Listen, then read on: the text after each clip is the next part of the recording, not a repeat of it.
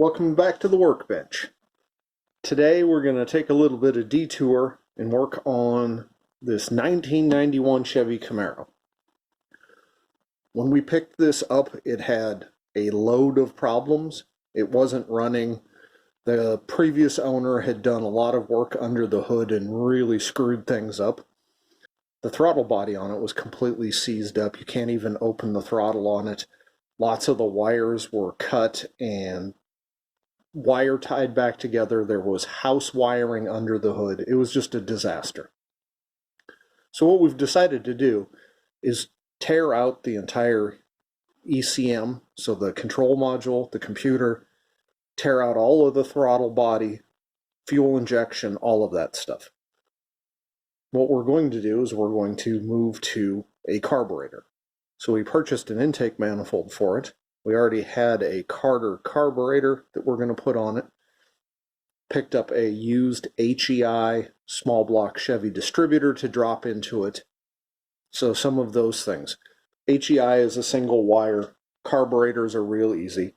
So the few things that we have to do if you're going to do this, though, are first, we have to put in a fuel pressure regulator to bring the fuel pressure down to about 4 or 5 pounds, so it's not pushing past the needle and seat. But the big challenge we've run into as of today is it's got a theft deterrent system in it, a pass key. And so the key for these has this little resistor in here. There are 16 different resistances in these keys. And what happens is when you put that in, the ECM sends voltage through this, 5 volts, and it looks at the voltage drop to see what the resistance is on it and make sure that this resistance matches what it's expecting. If it is what it's expecting, it turns on some systems that allow the car to start and to run. If it doesn't detect the right resistance, then it shuts those off. Well, of course, those systems are by default off. So if we pull out the ECM, the computer completely goes away. Nothing is there to tell those systems to turn on. There are a lot of videos online that I've found that tell you how to bypass this, so you can put in a resistor down underneath the steering column to make the car think that the key is always there. But if you pull the computer out, that doesn't do you any good. You have to bypass the things or provide logic to the system to turn on the things that the computer normally would turn on. I've been digging through the service manual for about the last hour, and I've figured out exactly what we need to do, or at least in theory. So the first place we're looking at is this page here. This has a pass key decoder module. So this has the key resistor pellet here, and this is what it's looking at. And based on that resistance, it does a couple of things. First, we have a starter enable.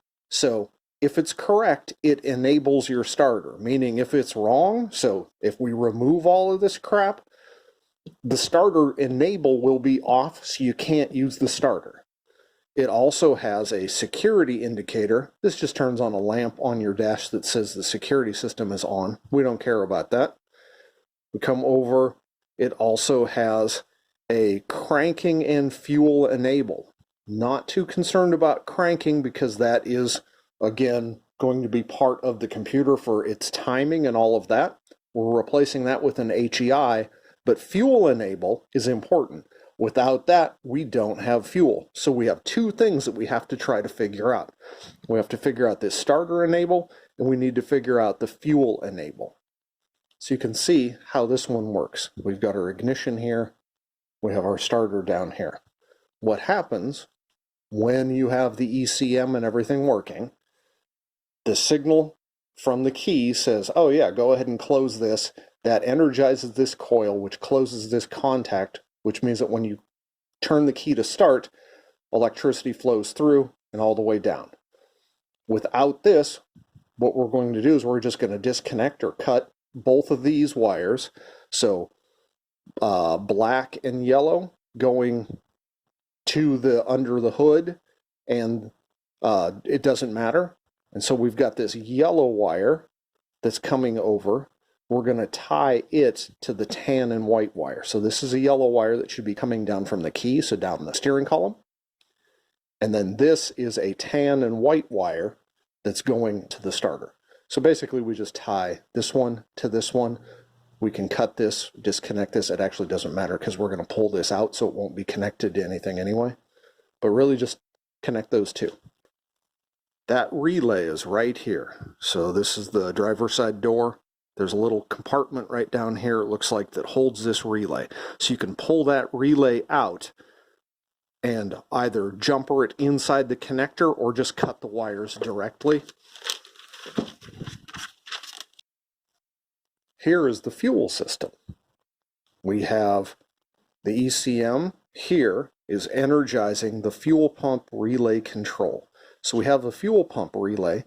This guy is underneath the hood, high on the firewall on the driver's side. I think it's in the very right. We'll take a look and see if we can find all of this on the vehicle and give you better pictures. So we have the ECM here. It energizes this coil, which then takes hot at all times power, and that runs down to the fuel pump in the tank.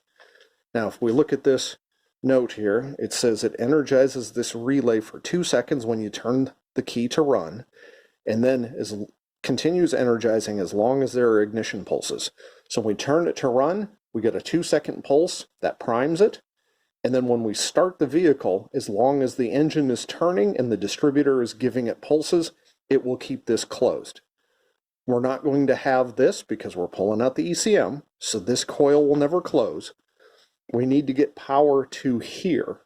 We do not want to just pull it from here though, because if we just pull it from here, it's going to be on all the time, even when the key is off. So that's going to kill your battery. What we want is this to be on when it's the key is in the run position.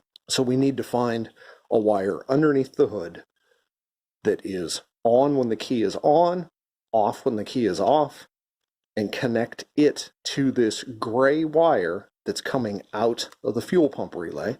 Then all of the rest of these wires we can disconnect and terminate. This goes to ground, so it doesn't matter. This goes to the ECM, doesn't matter. This one's live, so we want to properly terminate it so it doesn't cause any shorts. This one goes up to a fuel prime connector. I assume that maybe this is a diagnostic. I don't really know. If there's a wire here, it says it's a red wire, I'm just going to clip it, terminate it so it can't short out as well. So doing that will bypass all of the things that the passkey system in this vehicle enables. And it'll allow us to start this car without an ECM. That's it. Thanks for watching.